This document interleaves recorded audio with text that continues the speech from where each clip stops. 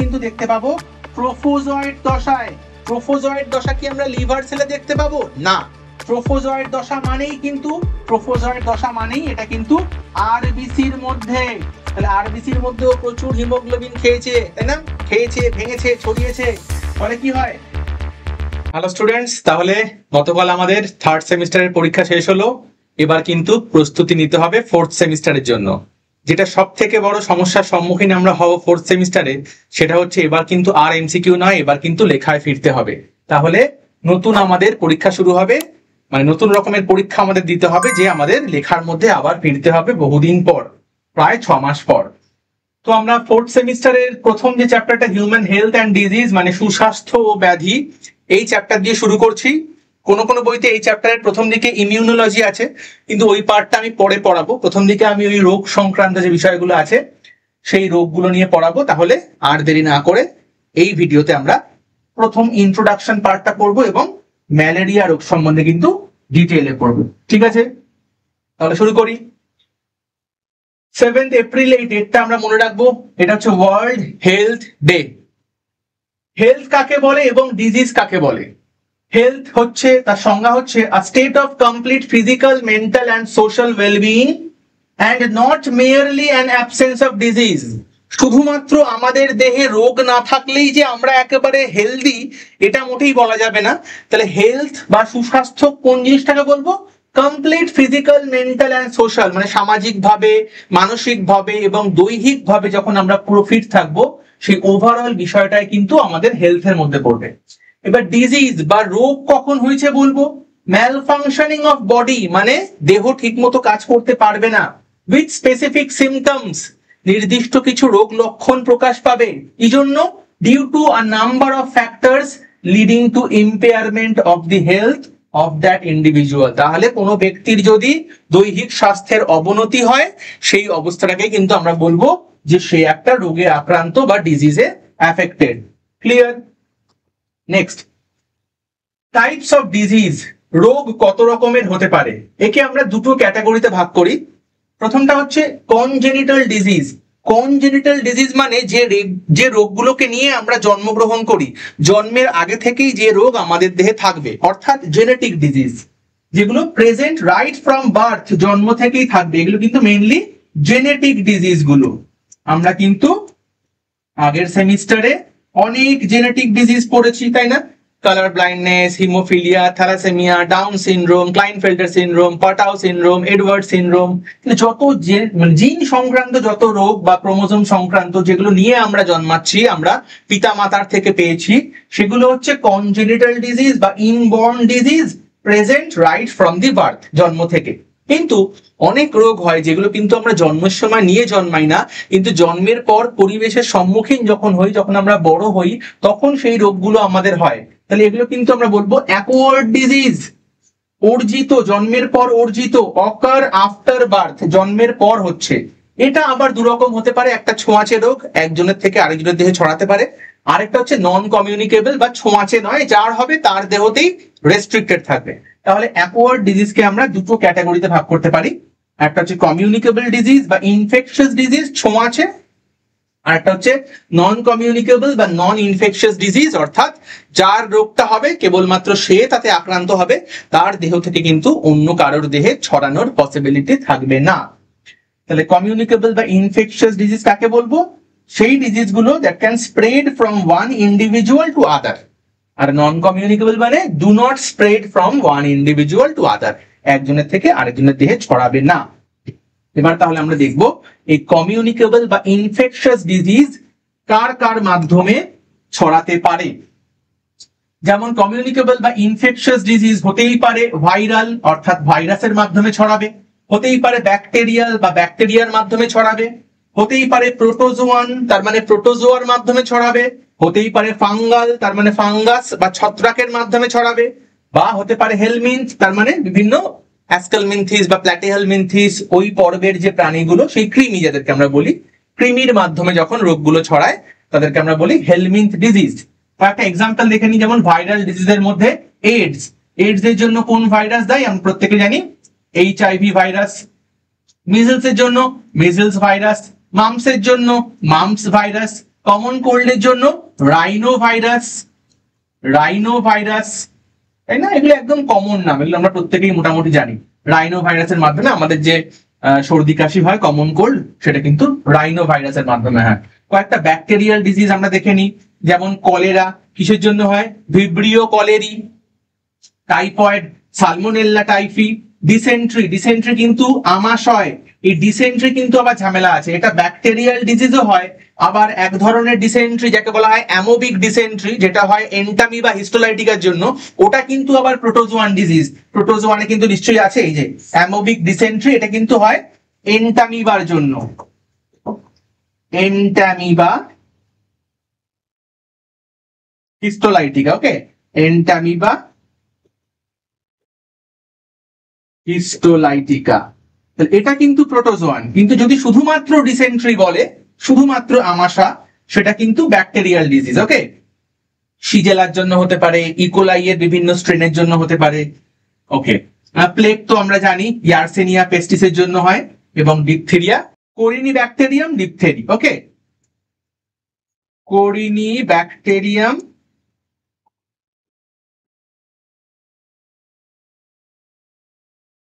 Diphtheriae, Corinne bacterium ডিপথেরির জন্য diphtheria হতে পারে। প্রোটোজোয়ান রোগের মধ্যে ম্যালেরিয়া হবে প্লাজমোডিয়ামের জন্য, এর বিভিন্ন রকম স্পিসিস আছে, আমরা আজকেই পড়ব। স্লিপিং সিকনেস হয় ট্রাইপ্যানোজোমার জন্য হয় স্লিপিং সিকনেস। চলে আসি ফাঙ্গালের মধ্যে রিং ওয়ার্ম। ওকে, রিং ওয়ার্ম স্কিনের মধ্যে গোল গোল কিন্তু ছোপ ছোপ দাগ হয়, যাকে দাঁত বলা হয়। ওকে,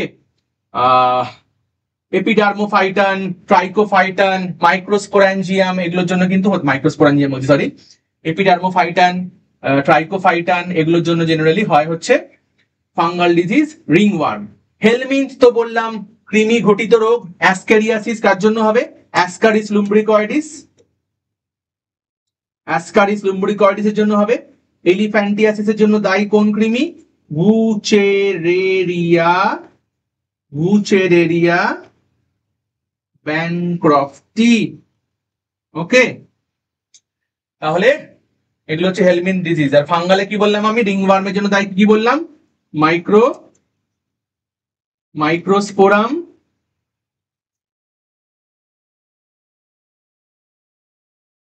এপিডার্মোফাইটান,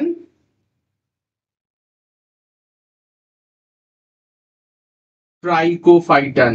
ওকে, তাহলে মাইক্রোস্পোরাম, এপিডার্মোফাইটান, ট্রাইকোফাইটান, এগুলো কিন্তু রিং ওয়ার্মের জন্য দায়ী। তাহলে এই সব রোগ কিন্তু, সেটা ভাইরাল হোক, ব্যাকটেরিয়াল হোক, প্রোটোজোয়ান হোক, ফাঙ্গাল হোক, হেলমিন্থ হোক, আমি সরে যাচ্ছি, একটা স্ক্রিনশট নিয়ে নাও। এই প্রত্যেকটা রোগ কিন্তু কমিউনিকেবল বা ইনফেকশাস, অর্থাৎ একজনের হলে তার থেকে কিন্তু অন্যের দেহে ছড়ানোর সম্ভাবনা থাকে। এবার আমরা দেখব যে নন কমিউনিকেবল বা নন ইনফেকশাস ডিজিজ, অর্থাৎ যে রোগগুলো যার দেহে হবে তার দেহেই সীমাবদ্ধ থাকবে, অন্যের দেহে ছড়াতে পারবে না। যেমন ডেফিসিয়েন্সি ডিজিজ মানে ধরো কোনো মানুষের দেহে ভিটামিন সি এর অভাব হলো, বা ভিটামিন এ এর অভাব হলো। ভিটামিন সি এর অভাবে স্কারভি হতে পারে, ভিটামিন এ এর অভাবে রাতকানা রোগ হতে পারে। তাহলে কেউ যদি স্কারভিতে আক্রান্ত হয়, তার দেহে ভিটামিন সি এর অভাব হয়েছে বলে হয়েছে, তার মানে কিন্তু এই না সেটা তার থেকে আরেকজনের দেহে ছড়াবে। তাহলে ডেফিসিয়েন্সি ডিজিজ যার দেহে হবে তার দেহেই থাকবে, অন্যের দেহে ছড়াবে না। ডিজেনারেটিভ ডিজিজ, তার মানে কোনো অর্গ্যান, ধরো সময়ের সঙ্গে সঙ্গে অর্গ্যানটা আস্তে আস্তে খারাপ হচ্ছে। ধরো বয়স বাড়লে আমাদের চোখের দৃষ্টিশক্তি আস্তে আস্তে কমে, অনেকের কিডনি ফেল করে। তাহলে যার কিডনি ফেল করলো তারই ফেল করলো, তার মানে এই নয় যে তার আশেপাশে যারা আছে তাদেরও কিডনি ফেল করবে। তাহলে ডিজেনারেটিভ ডিজিজ কিন্তু যার হবে তারই হবে। অ্যালার্জি, এটাও তাই, যার অ্যালার্জি হবে তার অ্যালার্জি তার থেকে কিন্তু ছোঁয়াচে নয়, অন্য কারোর হবে না। ক্যান্সারটাও একই রকম। মেন্টাল ডিসঅর্ডার, মানসিক সমস্যা, যে মানসিক সমস্যায় ভুগছে তার মধ্যে সীমাবদ্ধ, সেই মানসিক সমস্যা অন্যের দেহে নিশ্চয়ই তার জন্য ছড়াবে না। ক্লিয়ার? অ্যাডিকশন মানে আসক্তি, তাই না? সিগারেট খাওয়া বা মদ খাওয়া, এই ধরনের যে বা ড্রাগের যে অ্যাডিকশন গুলো, এই আসক্তি গুলো কিন্তু যার হয় তারই হয়। ওই বন্ধুর পাল্লায় পড়ে সিগারেট খেয়েছি, এগুলো ফালতু কথা, নিজে না চাইলে কখনোই হয় না, ফলে মোটেই ছোঁয়াচে নয়। নিজের ইচ্ছা হলেই মানুষ খায়, নইলে কখনো কেউ খাবে না। ফলে এগুলো কিন্তু যার দেহে যার হয় তারই, মানে সিগারেট খাওয়ার জন্য কারোর যদি কোনো সমস্যা হয় সেটা তার নিজের জন্য হয়েছে, অন্য কারোর জন্য নয়। ক্লিয়ার? তাহলে এগুলো কিন্তু সবই নন কমিউনিকেবল বা নন ইনফেকশাস ডিজিজ। ক্লিয়ার? তাহলে ইনফেকশাস নন ইনফেকশাস বুঝে গেছি। এবারে হচ্ছে প্যাটার্ন অফ ডিজিজ দেখবো, মানে কোন রোগ সেটা কোনো একটা অঞ্চলে সীমাবদ্ধ, নাকি একটা দেশ বা একটা ভৌগোলিক অঞ্চলের মধ্যে চারদিকে ছড়িয়ে পড়ছে, নাকি সারা বিশ্বব্যাপী ছড়িয়ে পড়ছে, এই বিস্তারটা কিরকম হচ্ছে তার উপর বেস করে ডিজিজকে আমরা চারটে ক্যাটাগরিতে ভাগ করতে পারি। প্রথমটা হচ্ছে এন্ডেমিক। এন্ডেমিক মানে হচ্ছে লোকাল ডিজিজ, কোনো পার্টিকুলার একটা লোকালিটির মধ্যেই রোগটা সীমাবদ্ধ থাকবে। যেমন গোয়াইটার, এটা কিন্তু কোথায় পাওয়া যায়? হিমালয়ের পাদদেশীয় অঞ্চলে, found in the sub Himalayan region. তাহলে একটা নির্দিষ্ট অঞ্চলে যেখানে হয়তো আয়োডিনের অভাব, ফলে সেই অঞ্চলের মানুষরা হয়তো গয়টারে আক্রান্ত হচ্ছে, এটা মোটেই সারা বিশ্বব্যাপী ছড়িয়ে পড়ছে না বা সারা দেশব্যাপী ছড়িয়ে পড়ছে না। Next, epidemic, when it breaks out and spreads rapidly from place to place affecting large number of people। হয়তো একটা দেশের মধ্যে একটা রোগ কোথাও একটা শুরু হলো, কিন্তু ওই দেশের কিন্তু অনেক জায়গায় আস্তে আস্তে ছড়িয়ে পড়ে অনেক লোক কিন্তু আক্রান্ত হলো। যেমন একবার হয়েছিল ইন্ডিয়াতে, প্লেগ রোগ কিন্তু ছড়িয়ে গেছিল। প্যান্ডেমিক বলতেই হবে না, সারা বিশ্ব জুড়ে মানে বিশ্ব জুড়ে ছড়িয়ে পড়বে, এবং এই প্যান্ডেমিক টার্মটার সঙ্গে কিন্তু আমরা 2020 থেকে সব থেকে বেশি পরিচিত। তাহলে প্যান্ডেমিক ডিজিজ কাকে বলবো? স্প্রেডস ওয়ার্ল্ড ওয়াইড, পুরো বিশ্বব্যাপী যখন রোগ ছড়িয়ে পড়বে। যেমন এইডস, সারা বিশ্বে কিন্তু বিভিন্ন লোক এইডসে আক্রান্ত হয়, এবং কোভিড-19 তো বলতেই হবে না, সারা বিশ্বে কিন্তু কোভিড-19 ছড়িয়ে পড়েছিল। 4 নম্বর স্পোরাডিক, মানে বিক্ষিপ্ত ভাবে বিভিন্ন জায়গায় হবে। Sporadic occurs in scattered areas, ছড়িয়ে ছিটিয়ে, অকেশনালি অ্যান্ড ইন্ডিভিজুয়ালি, কোনো কোনো অঞ্চলে কোনো কোনো ইন্ডিভিজুয়ালের হবে, সবার হবে না। যেমন রেবিস বা টিটেনাস, তাহলে কোনো কোনো অঞ্চলে হয় এবং কিছু কিছু লোকের হয়, সবার মধ্যে ছড়িয়ে পড়ে না। তাহলে রোগগুলো কিভাবে বিস্তৃত হয় বিভিন্ন অঞ্চলে তার উপর বেস করে এন্ডেমিক, এপিডেমিক, প্যান্ডেমিক এবং স্পোরাডিক। আমি আবার সরে যাচ্ছি, একটা স্ক্রিনশট নিয়ে নাও। হয়েছে? ওকে, নেক্সট পেজে যাচ্ছি। যদি মনে হয় আমি ফাস্ট বলছি, একটুখানি পজ করে স্ক্রিনশট নিয়ে নিয়ে লিখে নেবে, কারণ এই লেখা কিন্তু পরীক্ষাতে আসতেই পারে। এবারে লেখা পরীক্ষা আবার মনে করে দিচ্ছি, ফলে এমসিকিউ থেকে এবার বেরিয়ে আসতে হবে। Next, some important terms. এই রোগ সংক্রান্ত, এই রোগ যে ছড়াবে, রোগের জীবাণু যে আমাদের দেহে প্রবেশ করবে, এই সব সংক্রান্ত কয়েকটা টার্ম আমাদেরকে জানতে হবে। প্রথমে আমরা কি দেখবো? দেখবো প্যাথোজেন। তাহলে প্যাথোজেন কাকে বলে? A pathogen is an infectious agent, যেমন such as a microorganism that has the potential to cause disease। তাহলে রোগ সংক্রমণে সক্ষম এমন জীবকেই আমরা বলবো হচ্ছে প্যাথোজেন, যে রোগ সৃষ্টি করতে পারে। রোগ সৃষ্টিতে সক্ষম জীবকেই আমরা বলবো প্যাথোজেন। এটা হতেই পারে কোনো মাইক্রো অর্গানিজম, ব্যাকটেরিয়া বা ভাইরাস, আবার কিন্তু হতেও পারে ম্যাক্রো অর্গানিজম, যেমন হেলমিন্থ, কৃমি তো আমরা খালি চোখে দেখতে পাই। কি বলছে? This disease causing agents can be viruses, যেমন বললাম ব্যাকটেরিয়া, ফাঞ্জাই, প্রোটোজোয়ান্স অর ওয়ার্মস মানে কৃমি, and they can infect humans and other living organisms। তাহলে মানুষও কিন্তু রোগে আক্রান্ত হতে পারে, অন্যান্য প্রাণী বা উদ্ভিদও কিন্তু বিভিন্ন রোগে আক্রান্ত হতে পারে। তাহলে প্যাথোজেন মানে হচ্ছে রোগ সৃষ্টিকারী জীবাণু। ওকে, রোগ সৃষ্টিকারী জীব বা জীবাণু। নেক্সট কোন টার্ম জানতে হবে আমাদের?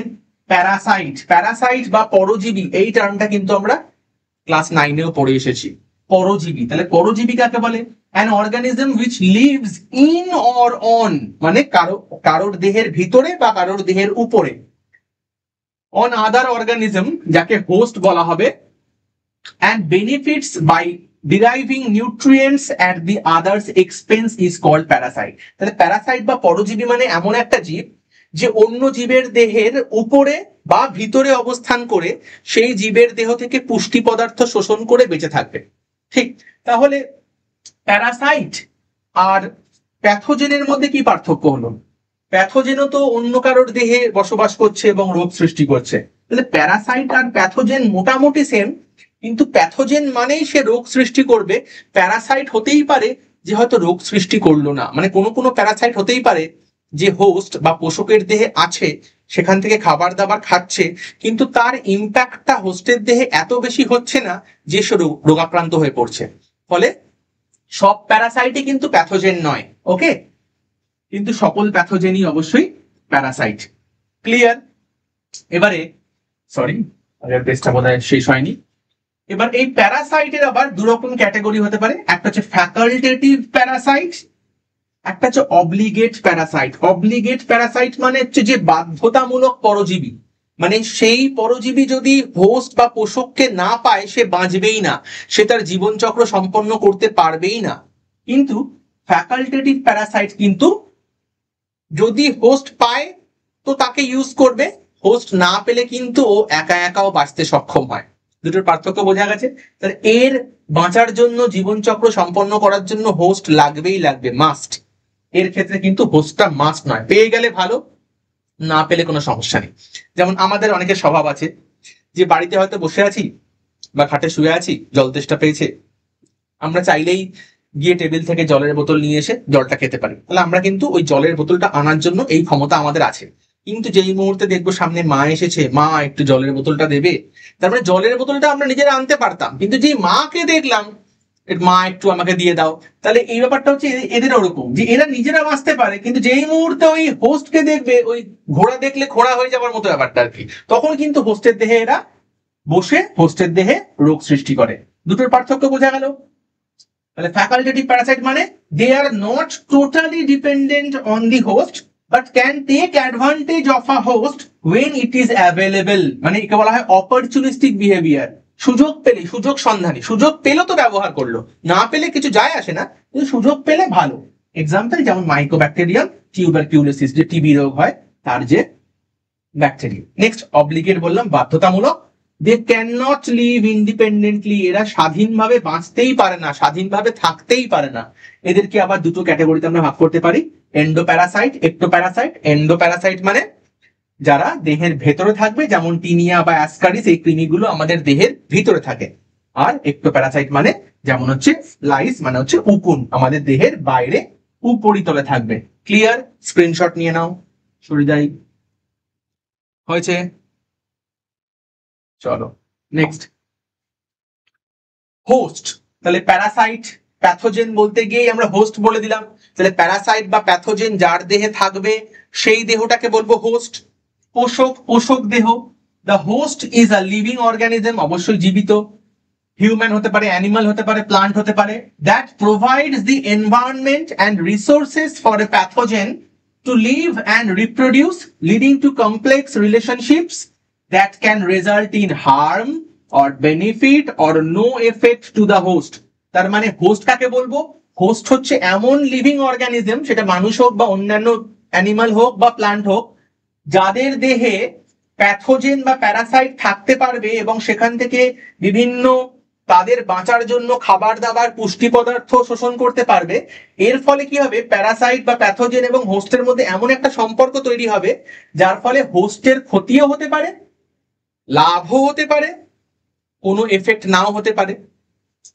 জেনারেলি হার্ম এই টার্মটাই আমরা ইউজ করব কোন ক্ষেত্রে? যখন আমি প্যাথোজেন বলবো, যখন বলবো প্যাথোজেন।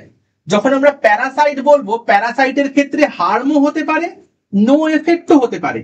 যদি বলি বেনিফিট, এই টার্মটা যখনই ইউজ হবে তখন কিন্তু তাহলে হোস্টের সঙ্গে তার দেহে যে বাস করছে সেই অ্যানিমালটার বা সেই অর্গানিজমটার সম্পর্ক কি হয়ে গেল? এখানে বলছে হোস্ট বেনিফিটেডও হতে পারে, তখন কিন্তু সিম্বায়োটিক রিলেশনশিপ হয়ে গেল, তাই না? মিথজীবীয় সম্পর্ক, যে যে থাকছে সেও সুযোগ সুবিধা পাচ্ছে, আর হোস্ট যে থাকতে দিচ্ছে সেও সুযোগ সুবিধা পাচ্ছে। তাহলে তিন রকম সম্পর্কই হতে পারে। তবে এই চ্যাপ্টারে যেহেতু আমরা পড়ছি রোগ জীবাণু নিয়ে, মানে রোগ নিয়ে, রোগ সংক্রান্ত বিষয়, তাহলে এখানে কিন্তু হোস্টের সঙ্গে প্যাথোজেন বা প্যারাসাইটের সম্পর্কটা সবসময় কিন্তু হোস্টের জন্য হার্মফুল হবে, কখনোই কিন্তু বেনিফিট বা নো এফেক্ট হবে না। ক্লিয়ার? এবার এই হোস্ট আবার দুরকম হতে পারে, প্রাইমারি হোস্ট বা ডেফিনিটিভ হোস্ট, মানে মুখ্য পোষক। হোস্টের বাংলা হচ্ছে পোষক। এবং সেকেন্ডারি হোস্ট বা ইন্টারমিডিয়েট হোস্ট মানে হচ্ছে গৌণ পোষক। তাহলে মুখ্য পোষক আর গৌণ পোষক, কাকে বলবো মুখ্য পোষক? যখন পোষকের দেহে ওই প্যারাসাইটের বা প্যাথোজেনের সেক্সুয়াল লাইফ সাইকেল কমপ্লিট হবে। The host body where the parasite or pathogen completes its sexual reproduction stage, যৌন জনন যখন সম্পন্ন হবে তাকে বলা হবে প্রাইমারি হোস্ট বা ডেফিনিটিভ হোস্ট বা মুখ্য পোষক বা প্রাথমিক পোষক। গৌণ পোষক বা সেকেন্ডারি হোস্ট কাকে বলা হবে? যখন যার দেহে প্যাথোজেনের আসেক্সুয়াল ফেজটা কমপ্লিট হবে, মানে সেক্সুয়াল বাদ দিয়ে অন্যান্য phase. The host body where the parasite or pathogen completes its other stages of life cycle is called secondary host, মানে হচ্ছে গৌণ পোষক। ক্লিয়ার? স্ক্রিনশট নিয়ে নাও। যাই তাহলে নেক্সট পেজে। স্ক্রিনশট নিয়ে সেই স্ক্রিনশট দেখে কিন্তু বোর্ড ওয়ার্ড গুলো লিখে নেবে, কারণ আমি যদি প্রত্যেকটা পেজে অনেকক্ষণ করে ওয়েট করি ভিডিও অনেক লম্বা হয়ে যাবে, 3 ঘন্টার ভিডিও হয়ে যাবে, তখন নিজেরই দেখতে বিরক্তিকর লাগে। Next vector. একটু আগে আমরা পড়লাম হচ্ছে হোস্ট, এখন পড়ছি ভেক্টর। দুটোর পার্থক্য বুঝতে হবে। ভেক্টর কি জিনিস? A vector is a living organism that transmits infectious pathogens like virus, bacteria, etc. from an infected host or environment to a new susceptible host. মানে যে সকল জীব জীবাণুকে একজনের দেহ থেকে বা পরিবেশ থেকে আরেকজন সুস্থ ব্যক্তির দেহতে ট্রান্সফার করবে তাকে বলা হয় ভেক্টর। ভেক্টরের বাংলা হচ্ছে বাহক, যে জীবাণুকে নিয়ে এক স্থান থেকে আরেকজনের বডিতে ট্রান্সফার করবে। ওকে, তাহলে ভেক্টর আর হোস্টের মধ্যে পার্থক্য কি হলো? ভেক্টর আর হোস্টের মধ্যে পার্থক্য কি হলো আমরা এই পোর্শনটা পড়ি, তাহলেই বুঝে যাবে। Biological vector, where the pathogen multiplies within the vector's body, যখন ভেক্টরের দেহের মধ্যে প্যাথোজেনটার রিপ্রোডাকশন হবে এবং সংখ্যায় বৃদ্ধি পাবে তাকে বলা হবে বায়োলজিক্যাল ভেক্টর বা জৈবিক বাহক। মেকানিক্যাল ভেক্টর বা যান্ত্রিক বাহক কখন বলা হবে? They just carry the pathogen on their bodies but without multiplication. খুব important. Mechanical vector, they just carry the pathogen। ধরো একটা মাছি গিয়ে কোনো ময়লার উপর বসলো, তাহলে মাছির পায়ে কোনো জীবাণু লেগে গেল, সেই মাছিটা এসে আমাদের খোলা খাবারের উপর বসলো, তাহলে সেই জীবাণু মাছির পা থেকে খাবারে চলে এলো, সেই খাবার আমরা খেলাম, আমাদের কিন্তু রোগটা হলো। তাহলে আমাদের রোগটা হলো যে জীবাণুর জন্য, সেই জীবাণুটাকে আমাদের খাবারে বহন করে নিয়ে এলো কে? মাছি। কিন্তু মাছির দেহে কি ওই জীবাণুটার সংখ্যা বৃদ্ধি পেয়েছে? পায়নি। তাহলে মাছিকে আমরা বলবো হচ্ছে মেকানিক্যাল ভেক্টর বা ফ্লাই। আসি মশাতে। মশা আমাদের কামড়ালে আমাদের ম্যালেরিয়া রোগ হয়, মশার দেহ থেকে প্লাজমোডিয়াম ভাইভ্যাক্সের স্পোরোজয়েড দশা আমাদের দেহে প্রবেশ করে, তাহলে মশাও ওই জীবাণুকে বহন করে নিয়ে এলো, তাহলে মশাও ভেক্টর। কিন্তু তাহলে মশা আর মাছির মধ্যে পার্থক্য কি? মশা ভেক্টর তো অবশ্যই, মশা ভেক্টরের সঙ্গে আবার হোস্টও বটে, কারণ মশার দেহে ওই প্লাজমোডিয়ামের মশা যেমন প্লাজমোডিয়ামকে বহন তো করে নিয়ে আসছে, তার সঙ্গে কিন্তু প্লাজমোডিয়ামের জীবন চক্রের কিন্তু দশা মশার দেহে সম্পন্ন হচ্ছে এবং তার দেহে কিন্তু মানে মশার দেহে কিন্তু প্লাজমোডিয়ামের সংখ্যাও বৃদ্ধি পাচ্ছে। তাহলে মশা অবশ্যই বায়োলজিক্যাল ভেক্টর এবং তার সঙ্গে হোস্টও বটে, কিন্তু মাছি কিন্তু মেকানিক্যাল ভেক্টর। কিন্তু মাছির দেহে কিন্তু মাছি যে ভাইরাস বা ব্যাকটেরিয়াকে ক্যারি করে নিয়ে আসছে ওর পায়ের মাধ্যমে, মাছির দেহে কিন্তু ওই ভাইরাস বা ব্যাকটেরিয়ার সংখ্যা বৃদ্ধি পাচ্ছে না। তাহলে মাছি ভেক্টর হলেও মাছিকে কিন্তু আমরা হোস্ট বলতে পারবো না, বলা উচিত না। তাহলে পার্থক্যটা বোঝা গেছে? তাহলে ভেক্টর হচ্ছে এই জিনিস, ভেক্টরের মধ্যে বায়োলজিক্যাল ভেক্টর এবং মেকানিক্যাল ভেক্টর। ক্লিয়ার? তাহলে আমরা আর কি টার্ম দেখবো এই সংক্রান্ত? Incubation period. এই টার্মটা দেখলেই মোটামুটি বেসিক টার্ম গুলো আমাদের জানা হয়ে যাবে, তারপর ডাইরেক্ট কিন্তু আমরা রোগের দিকে প্রবেশ করব। ইনকিউবেশন পিরিয়ড, ধরো আমাকে একটা মশা কামড়ালো, আমার দেহে ম্যালেরিয়ার প্যারাসাইট প্রবেশ করলো, তাহলে আমার কি সঙ্গে সঙ্গে জ্বর আসবে? না। তাহলে একটা জীবাণু কোনো দেহে প্রবেশ করার পর ওই রোগটার সিমটম বা লক্ষণগুলো প্রকাশ পেতে যে সময়টা লাগে, এই সময়কালটাকে বলা হয় ইনকিউবেশন পিরিয়ড। যদি আমাকে আজকে একটা এমন মশা কামড়ায়, এমন অ্যানোফিলিস মশকই কামড়ায়, ফিমেল অ্যানোফিলিস, যেটা কামড়ানোর জন্য আমার ধরো ম্যালেরিয়া রোগটার প্রথম জ্বর আসবে আজ থেকে প্রায় 12-14 দিন পর, তার মানে ম্যালেরিয়ার জীবাণু প্রবেশ করলো আজকে, জ্বর এলো আমার 12 দিন, 13 দিন বা 14 দিন পর। তাহলে এই যে 12 দিন 13 দিন বা 14 দিন সময়টা মানে জীবাণু প্রবেশ করলো এবং রোগের লক্ষণ প্রকাশ পেলো, এই সময়কালটাকে বলা হবে ইনকিউবেশন পিরিয়ড। তাহলে it is the time period between the entry of germs and the appearance of first symptoms of the disease. তাহলে ম্যালেরিয়ার ক্ষেত্রে ইনকিউবেশন পিরিয়ড 10 থেকে 14 দিন। এটা বিভিন্ন রোগের ক্ষেত্রে বিভিন্ন রকম, কোন রোগের ক্ষেত্রে 2 দিন হতে পারে, কোন রোগের ক্ষেত্রে 5 দিন হতে পারে, এইডস এর ক্ষেত্রে কয়েক মাস থেকে কয়েক বছর হতে পারে। ক্লিয়ার? খুব ইম্পর্টেন্ট এই টার্মটা, এটা কিন্তু 1 নম্বরের কোয়েশ্চেনে বা 2 নম্বরের কোয়েশ্চেনে আসতেই পারে আমাদের 4th সেমিস্টারে, যে হোয়াট ইজ ইনকিউবেশন পিরিয়ড। বাংলাতেও বলা হয় ইনকিউবেশন পিরিয়ড, ইনকিউবেশন সময়কাল। ক্লিয়ার? তাহলে এত অবধি নিশ্চয়ই কোনো সমস্যা নেই। যদি কোনো সমস্যা হয় আমার টেলিগ্রাম চ্যানেল জয়েন করে রাখো, নিচে ডেসক্রিপশনে দেওয়া আছে, অথবা হোয়াটসঅ্যাপ নাম্বার তো আছেই, হোয়াটসঅ্যাপ করে দেবে, বা টেলিগ্রামে তো লেখা সম্ভব না, আমি এই স্লাইডগুলো দিয়ে দেবো টেলিগ্রাম চ্যানেলে, অথবা নিচে কমেন্ট সেকশনে অবশ্যই সেই কোয়েশ্চেনটা করবে, আমি কিন্তু অ্যান্সার সেখানে দিয়ে দেবো। ক্লিয়ার? নেক্সট চলে আসছি, প্রথম যে রোগটা সম্বন্ধে আমাদের ডিটেইলে পড়তে হবে সেটা হচ্ছে ম্যালেরিয়া। এবারে ম্যালেরিয়া পড়ার জন্য দুজনের নাম আমাদের মনে রাখতে হবে। একটা হচ্ছে ল্যাভেরান, কি জন্য? ইনি কিন্তু discovered that malaria is caused by protozoan parasite। Malaria যে প্লাজমোডিয়ামের জন্যই হয়, প্লাজমোডিয়াম একটা প্রোটোজোয়া, এটা আমরা জানি। এই প্রোটোজোয়ান প্যারাসাইট যে ম্যালেরিয়ার জন্য দায়ী, এটা কিন্তু সর্বপ্রথম লিখেছিলেন, অবজার্ভ করেছিলেন ল্যাভেরান। আরেকজনের নাম মনে রাখতে হবে রোনাল্ড রস, খুব গুরুত্বপূর্ণ। ইনি কিন্তু প্রথম দেখেছিলেন যে ফিমেল অ্যানোফিলিস মশাই কিন্তু এই প্লাজমোডিয়ামকে বহন করে নিয়ে যায়, অর্থাৎ malarial parasite is transmitted by the bite of female anopheles mosquito. এই দুজনেই কিন্তু নোবেল পেয়েছিলেন, ফলে এই দুটো নামই খুব গুরুত্বপূর্ণ। ম্যালেরিয়ার পজিটিভ এজেন্ট আমি বহুবার বলে দিয়েছি, প্লাজমোডিয়াম স্পিসিস। এর মধ্যে ম্যালেরিয়ার বিভিন্ন টাইপ আছে, আমি পরের স্লাইডে দেখবো, তখন দেখবো যে প্লাজমোডিয়াম ভাইভ্যাক্স নাকি প্লাজমোডিয়াম ফ্যালসিপেরাম নাকি প্লাজমোডিয়াম ওভেল নাকি প্লাজমোডিয়াম ম্যালেরি, তা কোন ম্যালেরিয়ার ক্ষেত্রে কোন প্লাজমোডিয়ামের স্পিসিস কাজ করে আমি পরের স্লাইডে আসছি। প্লাজমোডিয়ামের ইনকিউবেশন পিরিয়ড আমি বলে দিয়েছি 10 থেকে 14 দিন। ক্লিয়ার? এগোবো।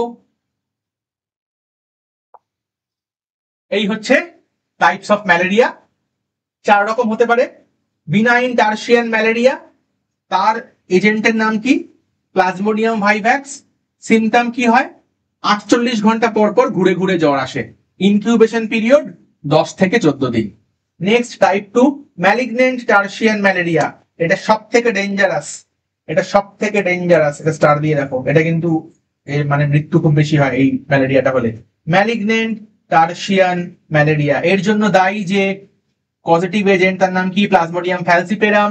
এর ফলে কি হয়? 24 থেকে 48 ঘন্টা পর পর কিন্তু ঘুরে ঘুরে জ্বর আসে। এরও incubation period 10 to 14 days. 3 number mild tertian malaria, এর জন্য এজেন্টের নাম কি? Plasmodium oval. 48 ঘন্টা পর পর ঘুরে ঘুরে জ্বর আসে, একই টাইপের মোটামুটি জ্বর আসার প্যাটার্ন গুলো। ইনকিউবেশন পিরিয়ড 10 থেকে 14 দিন। এবং 4 নম্বর ম্যালেরিয়ার নাম কি? কোয়ার্টন ম্যালেরিয়া। আমি আর একটু সরে যাচ্ছি, কোয়ার্টন ম্যালেরিয়া, এর জন্য পজিটিভ এজেন্টের নাম কি? প্লাজমোডিয়াম ম্যালেরি। এর ক্ষেত্রে কি হয়? এর ক্ষেত্রে কিন্তু জ্বরটা মোটামুটি 3 দিন পর পর ঘুরে ঘুরে আসে। এগুলোর ক্ষেত্রে মোটামুটি 2 দিন পর পর আসে, এর ক্ষেত্রে 3 দিন পর পর, 72 ঘন্টা পর পর। এবং এর ইনকিউবেশন পিরিয়ড একটু বেশি, 18 দিন থেকে 6 সপ্তাহের মতো। এটারও স্ক্রিনশট নিয়ে নাও। আমি একটু জল খেয়ে নিই, এরপর ডিটেলে আমরা আসছি ম্যালেরিয়ার লাইফ সাইকেল নিয়ে।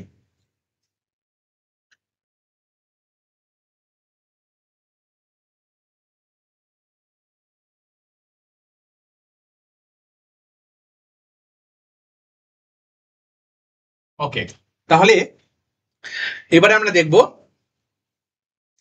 ম্যালেরিয়ার লাইফ সাইকেল। তাহলে ম্যালেরিয়ার জীবাণুর নাম তো প্লাজমোডিয়াম ভাইভ্যাক্স, আমরা দেখতেই পেয়েছি। ম্যালেরিয়ার জীবাণু যে প্লাজমোডিয়াম ভাইভ্যাক্স, এই প্যাথোজেনটা তার লাইফ সাইকেল কমপ্লিট করার জন্য দুটো হোস্টের প্রয়োজন হয়, দুটো পোষকের প্রয়োজন হয়। আমি শিখিয়েছি একটু আগে যে একটা হচ্ছে প্রাইমারি হোস্ট বা মুখ্য পোষক, আরেকটা হচ্ছে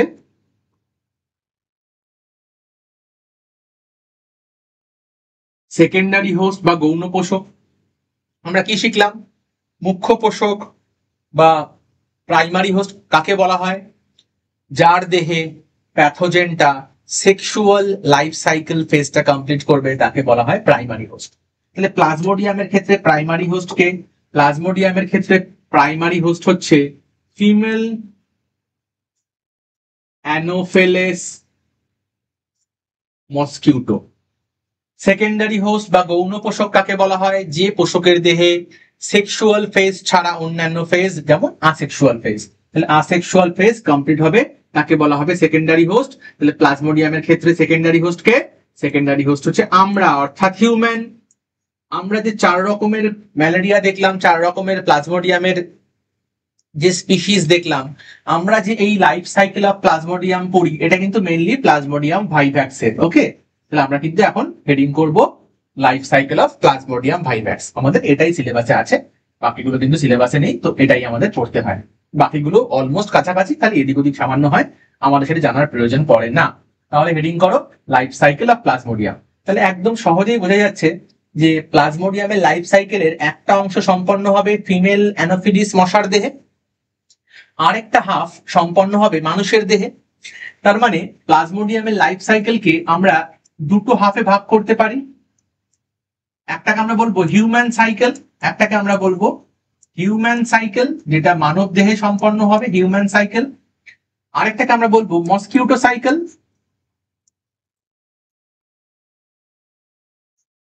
তাই তো?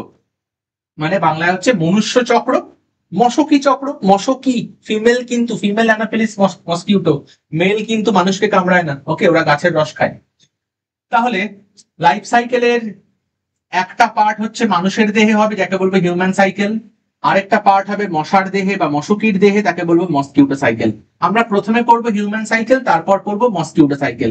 কিন্তু তার মানে এই নয় যে মানুষের সাইকেলটা প্রথমে করছি মানে মানুষ কিন্তু প্রাইমারি হোস্ট নয়। আবার বলে রাখছি, মানুষ কিন্তু সেকেন্ডারি হোস্ট।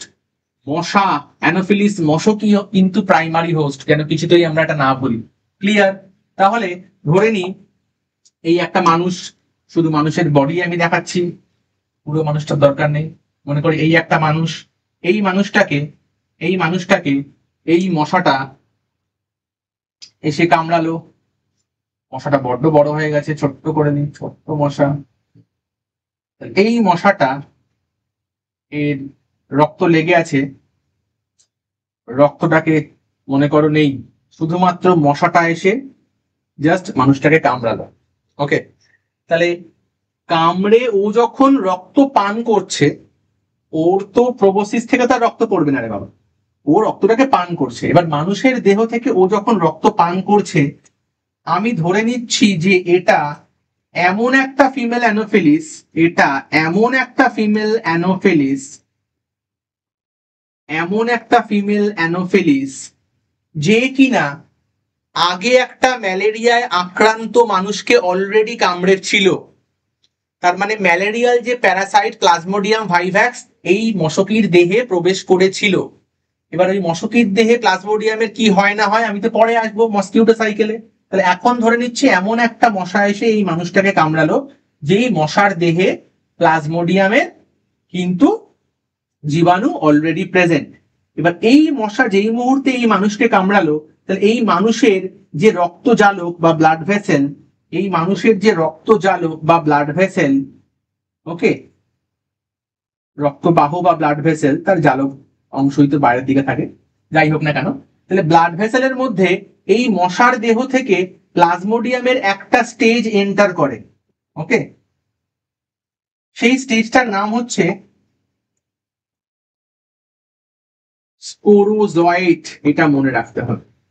তাহলে ম্যালেরিয়ার ইনফেক্টিভ স্টেজটার নাম কি? স্পোরোজয়েট। তাহলে একটা ফিমেল অ্যানোফিলিস মশকি যার দেহে প্লাজমোডিয়ামের জীবাণু আছে, সে যখন আমাদেরকে কামড়ায়, তাহলে আমাদের দেহে কোন দশা প্রবেশ করে? আমাদের দেহে প্রবেশ করে স্পোরোজয়েট। এই স্পোরোজয়েট কেমন দেখতে হয়? এরকম ডিম্বাকার বা এরকম কাস্তের মতো, সিকেল শেপড বা এরকম ওভাল শেপ। তাহলে এরকম ছোট্ট ছোট্ট স্পোরোজয়েট। এই স্পোরোজয়েট কিন্তু হ্যাপ্লয়েড। হ্যাঁ, এটা কেন হ্যাপ্লয়েড বা কিভাবে তৈরি হয় আমি পরে আসছি, যখন পুরো সাইকেলটা করবো পুরোটা বুঝে যাবো। তাহলে এই হ্যাপ্লয়েড যে স্পোরোজয়েট গুলো দেখতে কিরকম? ডিম্বাকার বা কাস্তের মতো দেখতে, সিকেল শেপ বা ওভাল শেপ। তাহলে এই স্পোরোজয়েট কিন্তু মানুষের দেহে প্রবেশ করে যায়। এত অব্দি ক্লিয়ার? এবার এই স্পোরোজয়েট মানুষের দেহে প্রবেশ করার পর রক্তবাহের মাধ্যমে গিয়ে প্রথম অ্যাটাক করে মানুষের কোন অঙ্গকে? প্রথম অ্যাটাক করে মানুষের লিভারকে, মানুষের লিভার বা যকৃৎকে। এত অব্দি ক্লিয়ার? তাহলে মানুষের দেহে প্লাজমোডিয়ামের কোন দশা প্রবেশ করে? খুব ইম্পর্টেন্ট, স্পোরোজয়েট। তাহলে একটা মশা যখন কামড়ায় আমাদের রক্তের মধ্যে কি প্রবেশ করলো? স্পোরোজয়েট। স্পোরোজয়েট রক্তের মধ্যে প্রবেশ করে তো চোখের সামনে আরবিসি কে দেখতে পাচ্ছে, সরাসরি কি কেউ আরবিসি কে অ্যাটাক করতে পারে? না, ও রক্তের মাধ্যমে ভাসতে ভাসতে কোথায় গিয়ে পৌঁছায়? আমাদের যকৃৎ বা লিভারে। এত অব্দি ক্লিয়ার? আমি তাহলে পরের পেজে, পরের স্লাইডে গিয়ে ব্যাপারটাকে ছবির মাধ্যমে স্কেম্যাটিক্যালি পুরো হিউম্যান সাইকেলটাকে আঁকবো। নিশ্চয়ই এত অব্দি বোঝা হয়ে গেছে। আমি কিন্তু এরপর থেকে পরের পেজে আছি। তাহলে ধরে নিচ্ছি এই হচ্ছে মানুষের লিভার বা যকৃৎ, এই হচ্ছে মানুষের লিভার বা যকৃৎ। এই যে মানুষের লিভার বা যকৃৎ আঁকলাম, যকৃতের মধ্যে নিশ্চয়ই আছে হেপাটোসাইট বা যকৃৎ কোষ। ধরে নিই এটা একটা হেপাটোসাইট বা যকৃতের কোষ। ওকে, এটা একটা হেপাটোসাইট, আমি লিখে রাখছি লিভার সেল। এটা তাহলে লিভার সেল। তাহলে লিভারে গিয়ে পৌঁছেছে কোন জিনিস? লিভারে গিয়ে পৌঁছেছে রক্তের মাধ্যমে, অন্য কালার দিয়ে আঁকি, এসে পৌঁছেছে স্পোরোজয়েট। এই ধরো একটা স্পোরোজয়েট, তাহলে এটা একটা স্পোরোজয়েট যে কিনা গিয়ে প্রবেশ করলো লিভারের কোষের মধ্যে। এবার লিভারের সেলের মধ্যে স্পোরোজয়েট প্রবেশ করে, লিভার সেলের মধ্যে স্পোরোজয়েট প্রবেশ করে স্পোরোজয়েটটা কি করে? স্পোরোজয়েটের যে নিউক্লিয়াস, সেই নিউক্লিয়াসটার মাল্টিপল ডিভিশন হয়। সেই স্পোরোজয়েটের নিউক্লিয়াসটা, প্রথম কথা স্পোরোজয়েটটা ওই ডিম্বাকার বা সিকেল শেপ থেকে আস্তে আস্তে গোলাকার হয়, রাউন্ড শেপ নেয়, এবং এর নিউক্লিয়াসটার মাল্টিপল ডিভিশন হয়, ফলে অসংখ্য নিউক্লিয়াস উৎপন্ন হয়। অসংখ্য নিউক্লিয়াস উৎপন্ন হয়, মাল্টি নিউক্লিয়েটেড একটা সেল উৎপন্ন হয়, একটা স্টেজ উৎপন্ন হয়, মাল্টি নিউক্লিয়েটেড একটা স্টেজ উৎপন্ন হয়। ওকে, এত অব্দি ক্লিয়ার? একে কি বলা হয়? এই স্টেজটাকে বলা হয় সাইজন্ট। সাইজন্ট ভালো করে বুঝবে। তাহলে প্রবেশ করলো স্পোরোজয়েট, স্পোরোজয়েট রক্তবাহের মাধ্যমে গিয়ে পৌঁছালো লিভারের মধ্যে, লিভারের কোষের মধ্যে প্রবেশ করলো, সেই কোষের মধ্যে ও সাইজে প্রথমে গোল হলো, গোল হওয়ার পর তার নিউক্লিয়াসটা অসংখ্য ভাগ বিভাজিত হয়ে মাল্টি নিউক্লিয়েটেড একটা স্টেজ তৈরি করলো, যার নাম হচ্ছে সাইজন্ট। ওকে, এই যে সাইজন্ট তৈরি করলো, এবার কি হবে? এই সাইজন্ট স্টেজের কিন্তু মাল্টিপল ফিশন বা বহু বিভাজন হয়। এটা কিন্তু আমরা ক্লাস 10-এ পড়েছি, মাল্টিপল ফিশন বা বহু বিভাজন। তাহলে বহু বিভাজন হলে অনেকগুলো এরকম সেল তৈরি হলো। তাহলে সাইজন্ট থেকে যে অসংখ্য এই কোষগুলো উৎপন্ন হলো, এদেরকে আমরা কি বলবো? এদেরকে আমরা বলতেই পারি ক্রিপ্টোমেরোজয়েট, অথবা বলতে পারি প্রি এরিথ্রোসাইটিক মেরোজয়েট বা ক্রিপ্টোজয়েট, বা আমরা শুধু মেরোজয়েটও বলতে পারি, তবে বলা উচিত না, মেরোজয়েটটা জেনারেলি আরবিসির মধ্যেই বলা উচিত, আমরা বলতে পারি, ভুল না। তাহলে মেরোজয়েট বা ক্রিপ্টোমেরোজয়েট বা প্রি এরিথ্রোসাইটিক মেরোজয়েট বা ক্রিপ্টোজয়েট বলা হয়। এবারে এত যে মুহূর্তে মেরোজয়েট উৎপন্ন হলো, লিভার সেলটা বার্স্ট করলো, লিভার সেলটা ফেটে গেল। তাহলে লিভার সেলটা ফেটে যাওয়ার ফলে অসংখ্য কি উন্মুক্ত হলো? অসংখ্য কি জিনিস উন্মুক্ত হলো? এগুলো কি? এগুলো হচ্ছে ক্রিপ্টোজয়েড বা ক্রিপ্টোমেরোজয়েড বা প্রি এরিথ্রোসাইটিক মেরোজয়েড বা মেরোজয়েড। তাহলে অসংখ্য কি নির্গত হলো? অসংখ্য নির্গত হলো, আমি বরং মেরোজয়েডই লিখি, তাহলে মনে রাখতে সুবিধা হবে। তাহলে অসংখ্য নির্গত হলো মেরোজয়েড। ওকে, মেরোজয়েড বললে ভুল মোটেই নয়। আবার বলি, তাহলে দেহে প্রবেশ করলো স্পোরোজয়েড, গেল লিভারে, লিভার সেলের মধ্যে উৎপন্ন করলো সাইজন্ট দশা, সাইজন্ট দশা থেকে উৎপন্ন হলো অসংখ্য মেরোজয়েড। লিভার সেল ফেটে গেল, নির্গত হলো মেরোজয়েড। ক্লিয়ার? এই যে সাইকেলটা হলো একে বলা হয় প্রি এরিথ্রোসাইটিক সাইজোগনি। এই যে সাইজন্ট উৎপন্ন হলো একে বলা হয় সাইজোগনি। এখনো কিন্তু আরবিসি তে যায়নি, আরবিসি তে প্রবেশ করার পর কিন্তু সেম জিনিস আবার হবে, তাকে আমরা বলবো এরিথ্রোসাইটিক সাইজোগনি। কিন্তু এখন যে এই ব্যাপারটা হলো, এই যে সাইজন্ট তৈরি হলো, এই যে ঘটনাটা ঘটলো, একে আমরা কি বলবো? একে বলবো প্রি এরিথ্রোসাইটিক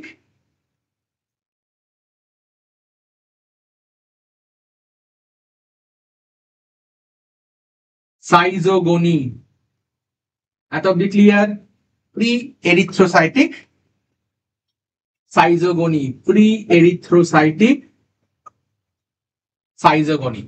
এবার এই যে লিভার সেল বার্স্ট করে মেরোজয়েড গুলো নির্গত হলো, এই মেরোজয়েড গুলো দুরকম কাজ করতে পারে, বেসিক্যালি 3 রকম কাজ করতে পারে। এক হতে পারে যে এই মেরোজয়েড গুলো আবার ফ্রেশ কোনো লিভার সেলকে অ্যাটাক করলো, করে আবার এই সাইকেল কমপ্লিট করলো, মানে আবার বেশি সংখ্যক মেরোজয়েড তৈরি করলো, আবার নতুন লিভার সেলকে বাস্ট করলো। এটা একটা হতে পারে। তো এই জিনিস যদি আবার এই সাইকেল কমপ্লিট হয়, তার মানে আবার কোন জিনিস হলো? আবার তার মানে সাইজোগনি হলো। তাহলে প্রথমবার যে সাইজোগনি হলো একে তো আমরা বললাম প্রি এরিথ্রোসাইটিক সাইজোগনি। যদি আবার সাইজোগনি হয় তাকে আমরা কি বলবো? তাকে আমরা বলবো exo erythrocytic schizogony. Clear? Schizogony আপাতত আমরা দুরকম করলাম, একটা প্রি এরিথ্রোসাইটিক সাইজোগনি, একটা এক্সো এরিথ্রোসাইটিক সাইজোগনি। আর কি হতে পারে? কিছু মেরোজয়েট হতে পারে লিভার সেলকে অ্যাটাক করলো কিন্তু সঙ্গে সঙ্গে সাইজোগনি কমপ্লিট করলো না, লিভার সেলের মধ্যে প্রবেশ করে সুপ্ত অবস্থায় বা ডরম্যান্ট স্টেজেও চুপ করে ঘাপটি মেরে পড়ে রইল। হয়তো ও 4 মাস 6 মাস পর আবার জেগে উঠে তখন আবার সাইজোগনি কমপ্লিট করলো। তাহলে হতেই পারে যে এই ব্যক্তি একবার ম্যালেরিয়া হলো, ও হয়তো সুস্থ হয়ে গেল, 4-5 মাস পর কিন্তু ম্যালেরিয়া আবার কিন্তু ঘুরে আসতে পারে। ওকে, তাহলে সেক্ষেত্রে তার মানে ধরে নিতে হবে কি হবে? যে মেরোজয়েড কিন্তু লিভার সেলে গিয়ে চুপচাপ বসেছিল। তাহলে এই যে মেরোজয়েড গুলো যারা লিভার সেলে গিয়ে চুপচাপ বসে থাকে তাকে কি বলা হয়? তাদেরকে বলা হয়, আমি এদিকে লিখছি, যে চুপচাপ গিয়ে বসে থাকবে, তখন ক্ষতি করবে না, 6 মাস পরে গিয়ে ক্ষতি করবে, তাকে বলা হয় হিপনোজয়েড। ক্লিয়ার? তাহলে আমি কি বললাম? লিভার সেল থেকে যে মেরোজয়েড গুলো বেরোবে বা ক্রিপ্টো মেরোজয়েড গুলো বেরোবে বা প্রি এরিথ্রোসাইটিক মেরোজয়েড বেরোবে, এরা 3 রকম কাজ করতে পারে। এক হতে পারে লিভার সেলকে অ্যাটাক করলো, করে আবার সাইজোগনি সম্পন্ন করলো। 2 নম্বর হতে পারে লিভার সেলকে অ্যাটাক করলো কিন্তু সুপ্ত অবস্থায় বসে থাকলো, যে সুপ্ত অবস্থায় বসে থাকলো তার নামকে দিলাম হিপনোজয়েড। আর 3 নম্বর কি হতে পারে? 3 নম্বর হচ্ছে, এবার নাম্বারিং গুলো করে দিই তাহলে মনে থাকবে। এটা হচ্ছে 1 নম্বর হতে পারে এক্সো এরিথ্রোসাইটিক সাইজোগনি, 2 নম্বর হতে পারে হিপনোজয়েড তৈরি করে চুপ করে বসে থাকলো, আর 3 নম্বর হচ্ছে এই দিকটা। 3 নম্বর কি হবে? আরবিসি বা লোহিত রক্ত কণিকা। আমি তো এখানে মেরোজয়েড গুলো লাল দিয়ে আঁকছি, আমি তাহলে আরবিসি কে আপাতত সবুজ দিয়ে আঁকছি, কিন্তু আরবিসি তো আমরা জানি লাল রঙের হয়। তাহলে এই মনে করি একটা আরবিসি, এই মনে করি একটা আরবিসি, এই আরবিসি তে প্রবেশ করে গেল কে? এই মেরোজয়েড। আরবিসি তে প্রবেশ করে গেল মেরোজয়েড। এত অব্দি ক্লিয়ার? এবারে আসল খেলা শুরু হবে। তাহলে আরবিসির মধ্যে প্রবেশ করলো মেরোজয়েড, যেই মেরোজয়েড কোথায় তৈরি হয়েছে? লিভার সেলে। কোত্থেকে তৈরি হয়েছে? সাইজন্ট দশা থেকে। সাইজন্ট কিভাবে তৈরি হলো? স্পোরোজয়েড প্রবেশ করে তার নিউক্লিয়াসের মাল্টিপল ডিভিশন হয়ে সাইজন্ট হয়েছিল। সাইজন্টের মাল্টিপল ফিশনের ফলে, বহু বিভাজনের ফলে উৎপন্ন হয়েছিল মেরোজয়েড। ক্লিয়ার? তাহলে এখন মেরোজয়েড গিয়ে অ্যাটাক করলো আরবিসি কে। মেরোজয়েড তো সাইজে ছোট, আরবিসির মধ্যে প্রবেশ করে ও কিন্তু সাইজে বড় হয়ে মোটা সোটা হতে শুরু করলো। কেন?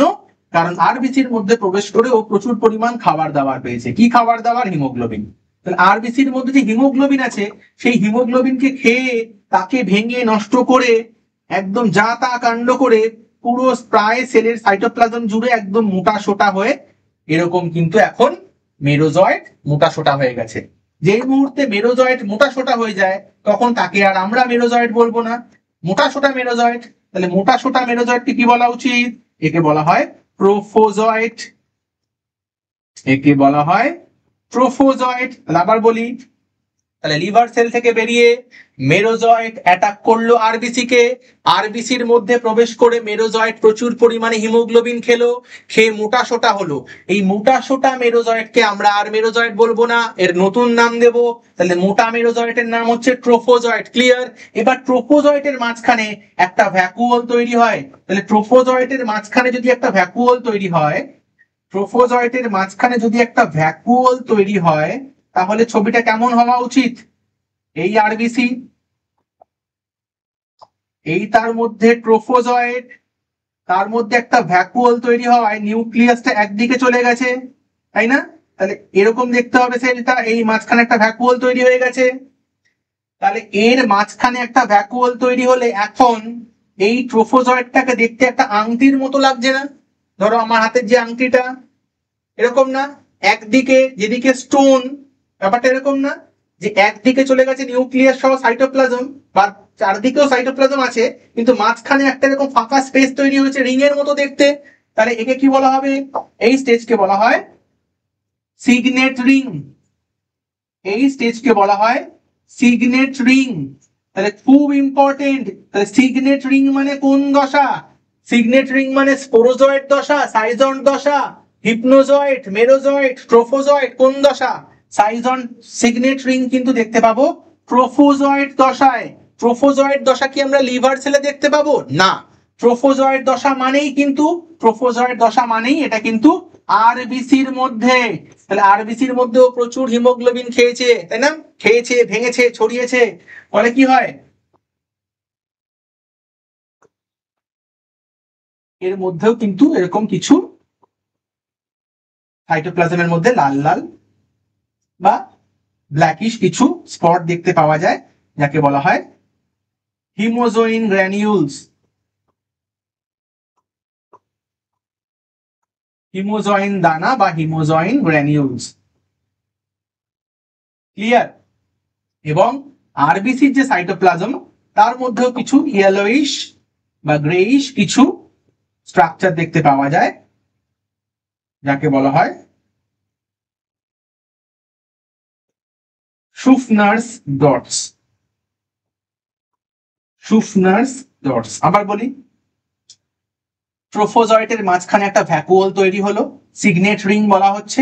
বাকি যে সাইটোপ্লাজম তার মধ্যে হিমোজয়েন গ্র্যানিউলস দেখতে পাওয়া যাবে, এবং আরবিসির যে সাইটোপ্লাজম তার মধ্যে শুফনার্স ডটস দেখতে পাবো। তাহলে শুফনার্স ডটস কোথায় দেখতে পাবো? আরবিসির সাইটোপ্লাজমে। ক্লিয়ার? হিমোজয়েন গ্র্যানিউল কোথায় দেখতে পাবো? Inside the trophozoite. হয়েছে। এবারে যদি আরেকটু সময় যায়, আরেকটু সময় যায়, আরো কয়েক ঘন্টা, প্রথম কথা হচ্ছে এই লিভারকে অ্যাটাক করার পর এই যে মেরোজয়েট হয়ে যে বেরোলো, এই সময়টা মোটামুটি লাগে প্রায় 8 দিনের মতো, 7 থেকে 8 দিন। আরবিসি কে অ্যাটাক করার পর আরবিসির মধ্যে যে ঘটনাগুলো ঘটবে, ঘটে যে আরবিসি বাস্ট করবে, এই ঘটনা মোটামুটি 2 থেকে 3 দিনের। তাহলে প্রায় 8 দিন, 2 থেকে 3 দিন। তারপর কিন্তু আমাদের ওই কাঁপুনি দিয়ে জ্বর আসবে। তাই জন্য কিন্তু ম্যালেরিয়ার যে ইনকিউবেশন পিরিয়ড, ওটা 10 থেকে 14 দিন ধরা হয়। এবার দেখি তাহলে কি হবে। তাহলে আরবিসি যেমন ছিল আরবিসি তেমন আছে। এবারে কিন্তু এই ভ্যাকুওলটা আস্তে আস্তে ডিসঅ্যাপিয়ার করে যায়। ভ্যাকুওলটা ডিসঅ্যাপিয়ার করে গেল, তাহলে ট্রোফোজয়েট যেমন ছিল তেমন হয়ে গেল, কিন্তু ট্রোফোজয়েটের আবার নিউক্লিয়াসের ওই মাল্টিপল ডিভিশন শুরু হয়ে গেল। ট্রোফোজয়েটের নিউক্লিয়াসের মাল্টিপল ডিভিশন হলো। তাহলে এই ছবি আর এই ছবির মধ্যে মিল আছে, এই ছবি আর এই ছবির মধ্যে মিল আছে।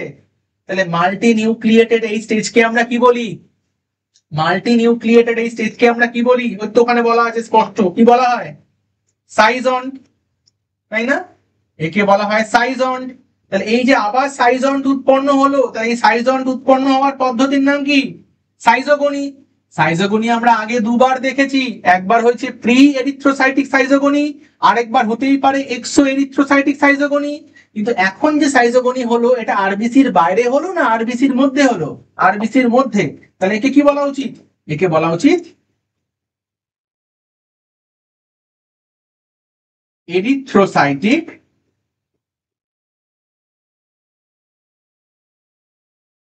সাইজোগনি। এরিথ্রোসাইটিক সাইজোগনি, এত অবধি কি ক্লিয়ার? এত অবধি মাথায় ঢুকেছে? তাহলে সাইজোগনি কিন্তু আমাদের দেহে 3বার হতে পারে, 2বার লিভারে, 1বার আরবিসি। তবে এখানেই শেষ না। এবার তাহলে যেই সাইজন তৈরি হলো, তাহলে আগের মতো একই জিনিস হবে। সাইজন তৈরি হওয়ার পর সাইজনটের কি হয়? সাইজনটের মাল্টিপল ফিশন হয়, বহু বিভাজন হয়। তাহলে সাইজনটের যদি মাল্টিপল ফিশন হয়, তাহলে সাইজনটের মাল্টিপল ফিশন হলে এই অসংখ্য যে কোষগুলো উৎপন্ন হলো, আবার এই ছবির সঙ্গে কার মিল আছে? এর মিল আছে? এই ছবি আর এই ছবি মিল আছে? হ্যাঁ মিল আছে। তাহলে কি উৎপন্ন হয়েছিল ওখানে? কি বলা হচ্ছিল? ক্রিপ্টোমেরোজয়েড বা প্রি এরিথ্রোসাইটিক মেরোজয়েড। লেখে কি বলা উচিত? এগুলো এরিথ্রোসাইটিক মেরোজয়েড। আমি আর এত কথা না বলে বলবো শুধুমাত্র মেরোজয়েড। তাহলে এই মেরোজয়েড ওই মেরোজয়েড সেম। এই মুহূর্তে মেরোজয়েড উৎপন্ন হয়ে গেল। আগের ক্ষেত্রে কি হয়েছিল? লিভার সেল ফেটে মেরোজয়েড বেরিয়েছিল, এখানেও কি হবে? আরবিসি ফেটে যাবে। আরবিসি ফাটলে কি বেরোবে? আরবিসি ফাটলে বেরোবে অসংখ্য মেরোজয়েড। তাহলে এই যে অসংখ্য মেরোজয়েড বেরোলো, এই মেরোজয়েড গুলো আবার নতুন আরবিসি কে অ্যাটাক করতে পারে? অবশ্যই পারে। নতুন আরবিসি কে আবার অ্যাটাক করে তার মধ্যে আবার সাইজোগনি কমপ্লিট করে আবার সেই আরবিসি কে ফাটিয়ে দিতেই পারে। তাহলে ও কিন্তু বারবার এই ব্যাপারটাকে রিপিট করতেই পারে। আর কি করতে পারে? আরেকটা করে হচ্ছে, কিছু কিছু মেরোজয়েড চলে যায় অন্য একটা জিনিস তৈরি করতে, অর্থাৎ তৈরি করে হচ্ছে এরা গ্যামেটোসাইট। এটা কি জিনিস স্যার? গ্যামেটোসাইট। মানে এই যে মেরোজয়েড গুলো আরবিসি থেকে বেরোলো, এই মেরোজয়েড গুলোর মধ্যে কিছু কিছু মেরোজয়েড এরকম ছোট সাইজের তৈরি করে মাইক্রো গ্যামেটোসাইট, কিছু কিছু তৈরি করে বড় সাইজের ম্যাক্রো গ্যামেটোসাইট। তাহলে এগুলো হচ্ছে মাইক্রো গ্যামেটোসাইট, বড় সাইজের গুলো ম্যাক্রো গ্যামেটোসাইট। আমরা যেন এগুলোকে গ্যামেট ভেবে না বসি এখনই। স্পোরোজয়েড কিন্তু হ্যাপ্লয়েড ছিল, এতক্ষণ যা ডিভিশন হয়েছে সব কিন্তু মাইটোটিক ডিভিশন, নিউক্লিয়ার হোক বা সেলের হোক, যাই হোক না কেন, সব কিন্তু কোনো ক্রোমোজোম নাম্বার কমেনি বা বাড়ার তো কোনো সম্ভাবনাই নেই, কোনো ফিউশন হয়নি। হ্যাপ্লয়েড ছিল, সব কিন্তু হ্যাপ্লয়েড।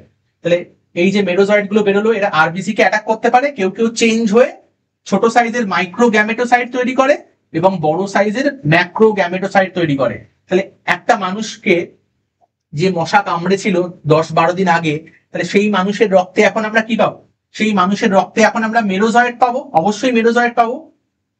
আমরা মাইক্রো গ্যামেটোসাইট পাবো, ম্যাক্রো গ্যামেটোসাইট পাবো। এতদিন ক্লিয়ার? ভালো কথা। এবারে এই আরবিসির মধ্যে যে হিমোজয়েন গ্র্যানিউলস গুলো তৈরি হয়েছিল, হিমোজয়েন গ্র্যানিউলস, আরবিসি যখন ফেটে গেল তখন নিশ্চয়ই এই হিমোজয়েন গ্র্যানিউলস গুলো আমাদের দেহে নির্গত হলো। এগুলো টক্সিক সাবস্টেন্স। এরা কিন্তু গিয়ে আমাদের হাইপোথ্যালামাস, যে থার্মোস্ট্যাট সেন্টার আমাদের বডি টেম্পারেচার যে মেনটেন করে, তাকে কিন্তু অ্যাটাক করে, এফেক্ট করে। তার ফলে কিন্তু আমাদের দেহ তাপমাত্রা কমে যায়, ফলে শীত লাগে, তারপর কাঁপুনি দেয়, তারপর কিন্তু টেম্পারেচার বেড়ে যায়। ঠিক আছে? তাহলে প্রথমে শীত করবে, তারপর কাঁপুনি দিয়ে জ্বর আসবে, তারপর আবার কিন্তু ঘাম হয়ে জ্বর ছাড়বে। তাহলে এই ব্যাপারগুলো কিন্তু হয় এই আরবিসি ফেটে যে টক্সিক সাবস্টেন্স গুলো রিলিজ হয় তারই কিন্তু আফটার এফেক্ট। ক্লিয়ার? তাহলে মানুষের রক্তে এখন 3 রকমের জিনিস ভাসছে: merozoite, micro gametocyte, macro gametocyte. এবারে এই মানুষকে যদি একটা নতুন ফ্রেশ মশা এসে কামড়ায়, ফ্রেশ অ্যানোফিলিস মশকি, আমরা বলে ফেলি মশা কিন্তু মশকি যদি কামড়ায়, তাহলে সেই মশকি যে ব্লাড সাক করলো, সেই ব্লাডের মাধ্যমে কোন কোন স্টেজ ওই মশার ডাইজেস্টিভ ট্র্যাকের মধ্যে প্রবেশ করলো? 3 রকম স্টেজ। কিছু মেরোজয়েড, কিছু মাইক্রো গ্যামেটোসাইট, কিছু ম্যাক্রো গ্যামেটোসাইট মশার দেহের মধ্যে গিয়ে, মশার পাকস্থলীর মধ্যে গিয়ে, মশার ডাইজেস্টিভ ট্র্যাকের মধ্যে গিয়ে কিন্তু মেরোজয়েড গুলো মশার দেহে নষ্ট হয়ে যায়, মশার দেহে বাঁচে না। মশার ডাইজেস্টিভ ট্র্যাকে বেঁচে থাকে কে? মাইক্রো গ্যামেটোসাইট এবং ম্যাক্রো গ্যামেটোসাইট। এত অব্দি ক্লিয়ার? তাহলে এই যে অংশটা মেরোজয়েড থেকে গ্যামেটোসাইট উৎপন্ন হলো, একে বলা হয় গ্যামেটোগনি। একে কি বলা হয়? এই ব্যাপারটাকে বলা হয় গ্যামেটোগনি। তাহলে মানুষের দেহে কোন কোন স্টেজ সম্পন্ন হয়? সাইজোগনি এবং গ্যামেটোগনি। সাইজোগনি ক রকমের? 3 রকমের। কি কি? Pre erythrocytic schizogony, exo erythrocytic schizogony, erythrocytic schizogony. তাহলে 3 রকমের সাইজোগনি হয় এবং গ্যামেটোগনি হয়। ক্লিয়ার? তাহলে হিউম্যান সাইকেল যদি আসে পরীক্ষাতে 3 নম্বর বা 5 নম্বর, যদি কেউ এই সুন্দর করে ওয়ার্ড ডায়াগ্রাম লিখে আসে, সে কিন্তু ফুল মার্কস পাবে। রচনা লেখার যুগ কিন্তু চলে গেছে। রচনা পড়তে কোনো স্যার, সায়েন্সের স্যারেরা পছন্দ করে না। তুমি বাংলায় রচনা লেখো, ইংলিশে এসে লেখো, কোনো সমস্যা নেই, কিন্তু এই সায়েন্সের সাবজেক্টে কিন্তু অযথা গল্প লিখবে না। কেউ যদি ওয়ার্ড ডায়াগ্রামের মাধ্যমে এরকম সুন্দর করে রিপ্রেজেন্ট করতে পারে, স্যার দেখেই বুঝবে তুমি জিনিসটা জানো, তোমাকে কিন্তু ফুল মার্কস দিয়ে বেরিয়ে যাবে। অকারণে এই ছবি না দিয়ে এই ব্যাপার যদি গল্পের মতো 2 পাতা ধরে লেখো, কোনো স্যার পড়বে না, তোমাকে 3-এ কিন্তু 1.5 বা 2 দিয়ে বেরিয়ে যাবে। ফলে নিজের নাম্বার যদি কাটতে না চাও, ফুল মার্কস পেতে চাও, উল্টো পাল্টা অযথা গল্প লিখবে না পরীক্ষার খাতায়। ক্লিয়ার? তাহলে এত অব্দি বোঝা গেছে হিউম্যান সাইকেল। তাহলে এখন একটা ফ্রেশ মশা এসে মানুষের ব্লাড সাক করলো, সেই মশার পাকস্থলীর মধ্যে 3টে স্টেজ গেল, মেরোজয়েড, মাইক্রোগ্যামেটোসাইট, ম্যাক্রোগ্যামেটোসাইট। ক্লিয়ার? মেরোজয়েড মশার দেহে গিয়ে নষ্ট হয়ে যাবে, তাহলে মশার দেহে কে বেঁচে আছে? মশার পাকস্থলীতে মাইক্রোগ্যামেটোসাইট এবং ম্যাক্রোগ্যামেটোসাইট। এবার তাহলে আমি শুরু করছি মসকিউটো সাইকেল। মসকিউটো সাইকেল, আগের পেজটার মনে হয় স্ক্রিনশট নেওয়ার জন্য আমি সময় দিইনি, আমি সরে যাচ্ছি, স্ক্রিনশট নিয়ে নাও। হয়েছে? চলো এবার তাহলে মশার দেহে কি হয় আমরা দেখি। তাহলে মশার চলে গেলাম আমরা ডাইজেস্টিভ ট্র্যাকে। মশার ডাইজেস্টিভ ট্র্যাক, মশার পৌষ্টিক নালী, এর মধ্যে প্রবেশ করার পর এর মধ্যে 2টো জিনিস প্রবেশ করেছিল। একটা হচ্ছে মাইক্রো গ্যামেটোসাইট, আরেকটা হচ্ছে ম্যাক্রো গ্যামেটোসাইট। আমি ছবি এঁকে দিই। এই ধরি মাইক্রোগ্যামেটোসাইট ছোট্ট সাইজের, এই ধরি ম্যাক্রোগ্যামেটোসাইট বড় সাইজের। এই ম্যাক্রোগ্যামেটোসাইট সরাসরি মশার দেহে, মশার ডাইজেস্টিভ ট্র্যাকে রূপান্তরিত হয়ে যায় ম্যাক্রোগ্যামেট বা ফিমেল গ্যামেটে। তাহলে একে আমরা বলবো ম্যাক্রোগ্যামেট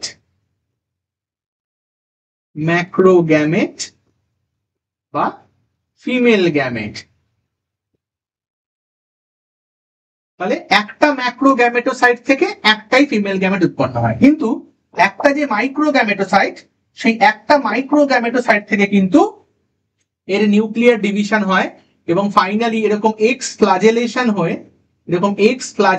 হয়ে এই একটা নিউক্লিয়াস, এই একটা নিউক্লিয়াস, এরকম নিউক্লিয়াসের বারবার ডিভিশন হয়ে সম্ভবত 4টে থেকে 8টা এরকম এক্স ফ্লাজেলেশন হয়ে প্রত্যেকটা কিন্তু এক একটা মেল গ্যামেট তৈরি করে। এই প্রান্তগুলো বিচ্ছিন্ন হয়ে হয়ে এক একটা মেল গ্যামেট তৈরি করে। তাহলে এক একটা মাইক্রো গ্যামেটোসাইট থেকে কিন্তু 8টার মতো আমরা মেল গ্যামেট পাবো। তাহলে এগুলো হচ্ছে মেল গ্যামেট। তাহলে আমরা এতক্ষণ কি পড়ে এলাম? এটা সব হ্যাপ্লয়েড ছিল। তাহলে মাইক্রোগ্যামেটোসাইট থেকে যে মেল গ্যামেট হলো সেও হ্যাপ্লয়েড, ম্যাক্রোগ্যামেটোসাইট থেকে যে ফিমেল গ্যামেট হলো সেও হ্যাপ্লয়েড। এবারে মশার ডাইজেস্টিভ ট্র্যাকের মধ্যেই কিন্তু মেল গ্যামেট ফিমেল গ্যামেটের ফিউশন হয়ে তৈরি করে ফেললো জাইগোট। তাহলে এই জাইগোটটা কি হলো? হ্যাপ্লয়েড না diploid? Male gamete haploid, female gamete haploid, তৈরি করলো জাইগোট। মশার দেহে মাইক্রোগ্যামেটোসাইট ম্যাক্রোগ্যামেটোসাইট প্রবেশ করার পর এই ফিমেল গ্যামেট মেল গ্যামেট তৈরি হয়ে ফার্টিলাইজেশন হতে, জাইগোট উৎপন্ন হতে কতক্ষণ সময় লাগে? জাস্ট কয়েক ঘন্টার ব্যাপার। এটা কিন্তু খুব ফাস্ট হয়। এই জাইগোট তৈরি হওয়ার পর ডিপ্লয়েড জাইগোট থেকে উৎপন্ন হয় একটা এরকম লম্বাটে ধরনের স্টেজ, যাকে বলা হয় উকাইনেট। এই উকাইনেট কিন্তু অ্যামিবয়েড মুভমেন্ট শো করতে পারে, ও কিন্তু চলন ক্ষমতা আছে। তাহলে উকাইনেট কোথায় তৈরি হয়েছে? মশার ধরে নিই পাকস্থলী বা ইন্টেস্টাইনে, মানে মিড গাট রিজিয়নটাতে। এবার কি হয়? এই উকাইনেট বললাম আমি, এর অ্যামিবয়েড মুভমেন্ট ক্ষমতা আছে। এ কি করে? ওই মিড গাটের বা ইন্টেস্টাইনের যে ওয়াল, তার যদি একটা বেসমেন্ট মেমব্রেন হয়, তার উপর যদি এরকম এপিথেলিয়াল সেলগুলো থাকে, গাটের যে এপিথেলিয়াল সেলগুলো থাকে, তাহলে এই উকাইনেট ছিল কোথায়? ইউকাইনেট ছিল গাটের ভিতরে। এই যদি ইউকাইনেট গুলো হয়, এরা কি করে ওই অ্যামিবয়েড মুভমেন্ট করতে করতে এসে গাট ওয়ালকে ফুটো করে চলে আসে বেসমেন্ট মেমব্রেন আর এই এপিথেলিয়াল সেলগুলোর মাঝখানে। এবার যে ডেভেলপমেন্টটা হবে ইউকাইনেটের কোথায় হবে? মশার মিড গার্ডেন ওয়ালে। ক্লিয়ার? ইউকাইনেট এই ওয়ালের মধ্যে এসে এই লম্বা থেকে, এটা তো এলংগেটেড স্ট্রাকচার লম্বাটে, এর থেকে হয়ে যায় এরকম রাউন্ড বা সার্কুলার স্ট্রাকচার, একে বলা হয় উসিস্ট। একে বলা হয় উসিস্ট। আবার বলি, মশার দেহে প্রবেশ করে গ্যামেট তৈরি হলো, ফিউজ করে জাইগোট হলো, জাইগোট থেকে ইউকাইনেট হলো, ইউকাইনেট মুভ করতে পারে ও গাট ওয়ালকে ভেদ করে গেল বেসমেন্ট মেমব্রেন আর এপিথেলিয়ামের মাঝখানে, গিয়ে ও গোল হলো। এর কিন্তু আর মুভমেন্ট ক্ষমতা নেই, হয়ে গেল উসিস্ট। এই উসিস্টের যে নিউক্লিয়াসটা কেমন? Diploid nucleus. এই উসিস্টের যে নিউক্লিয়াস, এর প্রথমে একবার হয় মিওসিস। প্রথমে একবার হলো মিওসিস। একবার যদি মিওসিস হয়, তাহলে একটা থেকে কটা নিউক্লিয়াস হওয়া উচিত? মিওসিস হয়েছে, তাহলে 4টে নিউক্লিয়াস হবে। তারপর কিন্তু এর কয়েকবার মাইটোসিস হয়। তাহলে একবার হলো মিওসিস, তারপর হলো মাইটোসিস। তাহলে এখন এর অনেকগুলো নিউক্লিয়াস। এখন তাহলে অনেকগুলো নিউক্লিয়াস। এবারে আমার প্রশ্ন, কমেন্ট সেকশন তোমরা লেখো, আমি তো বলেই দেবো। মিওসিস হলো প্রথমে একবার, তারপর মাইটোসিস হলো। তাহলে এখন যে নিউক্লিয়াস গুলো, এই অসংখ্য নিউক্লিয়াস, এই নিউক্লিয়াস গুলো কি হওয়া উচিত? ডিপ্লয়েড না হ্যাপ্লয়েড? কি হওয়া উচিত? মিওসিস হয়েছে একবার, তাহলে ওখানেই কিন্তু কমে গেছে, তারপর মাইটোসিস আর কমেনি, তাহলে এরা কিন্তু হ্যাপ্লয়েড নিউক্লিয়াস। তাহলে হ্যাপ্লয়েড মাল্টি নিউক্লিয়েটেড এই যে স্টেজটা, এর নাম হচ্ছে স্পোরোব্লাস্ট। এর নাম হচ্ছে স্পোরোব্লাস্ট। স্যার মানুষের দেহে তো স্পোরোজয়েট প্রবেশ করেছিল। হ্যাঁ, তাহলে এই স্পোরোব্লাস্ট থেকেই স্পোরোজয়েট হবে। এখন তো মাল্টি নিউক্লিয়েটেড স্টেজ তৈরি হয়েছে। এবার কি হবে? এই নিউক্লিয়াস গুলো প্রত্যেকে এরকম নিজস্ব সাইটোপ্লাজম সহ তার সেল মেমব্রেন তৈরি হয়, এরকম কিন্তু ওই সিকেল শেপ বা ইলংগেটেড তৈরি করবে অসংখ্য স্পোরোজয়েট। অসংখ্য স্পোরোজয়েট। তারপর কি হবে? স্পোরোব্লাস্ট। এবার ব্লাস্ট করে গেল, তাহলে স্পোরোব্লাস্ট এই ব্লাস্ট করলো, তাহলে কি বেরিয়ে এলো? অসংখ্য অসংখ্য এরকম মাকু আকৃতির বা স্পিন্ডেল শেপড কি বেরোলো? স্পোরোজয়েট। এই স্পোরোজয়েট কোথায় আছে? মশার ইন্টেস্টিনাল এপিথেলিয়ামের নিচে। এবার কিন্তু সেগুলোই স্পোরোজয়েট ভাসতে ভাসতে মশার দেহের বিভিন্ন জায়গায় যাবে এবং ফাইনালি গিয়ে কোথায় স্টোর হবে? Salivary gland. তাহলে মশার যে লালা গ্রন্থি, সেই লালা গ্রন্থির মধ্যে তাহলে কি চলে গেছে? স্পোরোজয়েট। এই স্পোরোজয়েটটাই তো ইনফেক্টিভ স্টেজ। তাহলে প্রথমে চলে যাই আমরা যেখান থেকে আমরা মনুষ্য সাইকেল শুরু করলাম, হিউম্যান সাইকেল শুরু করলাম। যে একটা মানুষকে এসে মশা কামড়ালো, যে ধরে নিয়ে আগে এমন একটা মানুষকে কামড়েছে যে ম্যালেরিয়ায় আক্রান্ত ছিল, তাহলে এই মশার দেহে কি তৈরি হয়ে আছে? স্পোরোজয়েট। এখন যখন ও ফ্রেশ মানুষকে আবার কামড়াবে, তাহলে ফ্রেশ মানুষের দেহে কিন্তু প্রবেশ করলো স্পোরোজয়েট। ক্লিয়ার? তাহলে মশার দেহে উৎপন্ন হলো গ্যামেট, তাই না? মশার দেহে উৎপন্ন হলো গ্যামেট এবং গ্যামেট ফিউজ করে আলটিমেটলি তৈরি করলো স্পোরোজয়েট। তাহলে এই যে স্পোরোজয়েট উৎপন্ন হলো, এই ব্যাপারটাকে বলা হয় স্পোরোগনি। এই ব্যাপারটাকে বলা হয় স্পোরোগনি। এই ব্যাপারটাকে বলা হয় স্পোরোগনি। তাহলে স্পোরোগনি কার দেহে হয়? মশার দেহে। মানুষের দেহে কোন গনি হয়? মানুষের দেহে সাইজোগনি হয় এবং গ্যামেটোগনি হয়। ক্লিয়ার? তাহলে মানুষের দেহে কিন্তু আসেক্সুয়াল হয়েছে, এখানে কিন্তু কোনো গ্যামেটের ফিউশন হয়নি। তাহলে মানুষের দেহে আসেক্সুয়াল ফেজটা কমপ্লিট হয় বলেই কিন্তু মানুষ মোটেই প্রাইমারি হোস্ট নয়, মানুষ সেকেন্ডারি হোস্ট। কিন্তু মশার দেহে কিন্তু গ্যামেট উৎপন্ন হয়, ফার্টিলাইজেশন হয়েছে, অর্থাৎ সেক্সুয়াল রিপ্রোডাকশন কিন্তু মসকিউটোর দেহে হয়েছে। তাই কিন্তু Anopheles mosquito, female Anopheles mosquito কিন্তু প্লাজমোডিয়ামের প্রাইমারি হোস্ট। ক্লিয়ার? স্ক্রিনশট নিয়ে নাও। তাহলে দুটো ফেজ আমাদের বোঝা হয়ে গেল, দুটো ফেজ। তাহলে ম্যালেরিয়ার লাইফ সাইকেলের হিউম্যান সাইকেলটাও আসতে পারে, মসকিউটো সাইকেলও আসতে পারে। একদম ইজি, বুঝে বুঝে পড়বে। এরকম ওয়ার্ড ডায়াগ্রাম যেন খাতার মধ্যে কালারফুল পেন দিয়ে সুন্দর থাকে।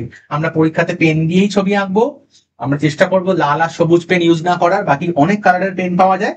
সুন্দর, একদম সুন্দর ছবি হবে, সুন্দর হ্যান্ডরাইটিং হবে, ফুল মার্কস পাবে। 35-এ 35 না পাওয়ার কোনো কারণ নেই।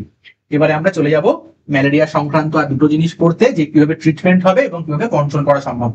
সিমটমস, ট্রিটমেন্ট আর মানে ট্রিটমেন্টের মধ্যে কন্ট্রোল করবে। প্রথমে কি সিমটম, যে ম্যালেরিয়া হলে আমরা কি দেখে বুঝবো? প্রথমটা হচ্ছে রেকারিং অ্যাপিয়ারেন্স অফ ফিভার, মানে বারবার ঘুরে ঘুরে জ্বর আসবে। কেন? আমি একটু আগেই বললাম যে ওই এরিথ্রোসাইটিক সাইজোগনিটা মোটামুটি 2 দিন সময় লাগে। 2 দিন পর পর নতুন নতুন আরবিসি ফাটবে, ওই হিমোজয়েন বেরোবে, টক্সিক সাবস্টেন্স, আমাদের জ্বর আসবে। তাহলে রেগুলার ইন্টারভ্যাল মোটামুটি 48 ঘন্টা পর পর কিন্তু ওই একই জিনিস হয়। ফলে আমরা দেখবো কোল্ড স্টেজ, প্রথমে শীত করবে, তারপর গরম লাগবে এবং তারপরে ঘাম দিয়ে কিন্তু জ্বর ছেড়ে যাবে। এই ব্যাপারটাকে বলা হয় ফেব্রাইল প্যারক্সিজম। এটা কিন্তু পরীক্ষাতে আসতে পারে। What is febrile paroxysm? এই যে রেগুলার ইন্টারভ্যালে জিনিসগুলো বারবার রিপিটেড হয়, 3টে স্টেজ, একেই বলা হয় ফেব্রাইল প্যারক্সিজম। আর কি হতে পারে? অ্যানিমিয়া, অবশ্যই। আরবিসি বারবার যদি ধ্বংস হয়, 48 ঘন্টা পর পর যদি অসংখ্য আরবিসি ধ্বংস হয়, তাহলে রক্তাল্পতা হবে, এটা নিশ্চয়ই বলার কিছু নেই। আর আরবিসি ধ্বংস হচ্ছে গ্রেভইয়ার্ড অফ আরবিসি। আরবিসির কবরস্থল কাকে বলা হয়? স্প্লিনকে। তাহলে স্প্লিনকে বেশি কাজ করতে হবে, তাহলে স্প্লিন অবশ্যই সাইজে বড় হয়ে যাবে, অর্থাৎ কি হবে? স্প্লিনোমেগালি। এবং লিভার তো অ্যাফেক্টেড হচ্ছে, তাহলে এনলার্জমেন্ট অফ লিভারও হবে। তাহলে এগুলো হচ্ছে ম্যালেরিয়ার সিমটম। সব করে স্ক্রিনশট নিয়ে নাও। হয়েছে? এবার তাহলে আমরা কি দেখবো? কন্ট্রোল। এই কন্ট্রোলের মধ্যেই ট্রিটমেন্টটা দেখবো এবং কিভাবে প্রিভেন্ট করা সম্ভব সেটা দেখবো। ট্রিটমেন্টের মধ্যে কুইনাইনের নাম আমরা ছোটবেলা থেকে জানি, সিংকোনা গাছের ছাল থেকে কুইনাইন তৈরি করা হয়। তাহলে কুইনাইন কিন্তু ওল্ডেস্ট ড্রাগ, পুরনো ওষুধগুলোর মধ্যে কুইনাইন দিয়ে অবশ্যই ট্রিট করা হয়। তবে বর্তমানে আরো অনেক ওষুধ বেরিয়ে গেছে, যেমন সালফা ড্রাগ গুলো, যেমন সালফাডক্সিন, ড্যাপসোন, এগুলো কিন্তু ম্যালেরিয়া ট্রিটমেন্টে ইউজ করা হয়। আমরা জানি যে প্রিভেন্ট করা অনেক বেটার, তাই না? Prevention is better than cure. তাহলে প্রিভেন্ট করার জন্য কি করতে পারি আমরা? ইউজেজ অফ মসকিউটো নেট, আমরা মশারি টানাতে পারি যাতে মশা না কামড়ায়। ইউজিং মসকিউটো রিপেলেন্ট, ওই স্প্রে ইউজ করতে পারি, তবে এটা খুব একটা ভালো না, এর থেকে মশারি টাঙিয়ে ঘুমানোটাই কিন্তু বেটার। আর কন্ট্রোল অফ দি ভেক্টর, মশা যে প্লাজমোডিয়ামকে বহন করে, তাহলে মশা যদি আমরা কন্ট্রোল করতে পারি তাহলে কিন্তু এই রোগটাকে প্রতিরোধ করা সম্ভব। তাহলে মশাকে কন্ট্রোল করার জন্য কি করতে হবে? Reduction of breeding ground. আমরা জানি যে মশা জলের মধ্যে ডিম পারে, তাহলে জল জমতে পারবে না এমন ব্যবস্থা আমরা করব। Cultivation of larva eating fishes, মশা যদি জলের মধ্যে ডিম পারে, সেই ডিম ফুটে যে লার্ভা বেরোবে, সেই লার্ভাকে খেয়ে নেয় এমন মাছ, যেমন ধরো গ্যাম্বুসিয়া। যদি গ্যাম্বুসিয়া মাছের চাষ করা হয় তাহলে কিন্তু লার্ভাকে ভক্ষণ করে নেবে, সেই লার্ভা থেকে অ্যাডাল্ট মসকিউটো হতে পারবে না। এবং আমরা দেখি যে ওই মেশিন নিয়ে এসে জল তেল ছড়াচ্ছে না, দেখি না আমরা? Use of oils and insecticides in water bodies, এগুলো করেও কিন্তু আমরা মশা কন্ট্রোল করতে পারি। তাহলে এই ভিডিওতে আমাদের এত অবধি। যে কোনো কোয়েশ্চেন থাকলে নিচে কমেন্ট সেকশনে করে ফেলো, আমরা এর পরের ভিডিওতে এই চ্যাপ্টারের বাকি অংশগুলো পড়ে ফেলবো। ঠিক আছে? চলো, টাটা।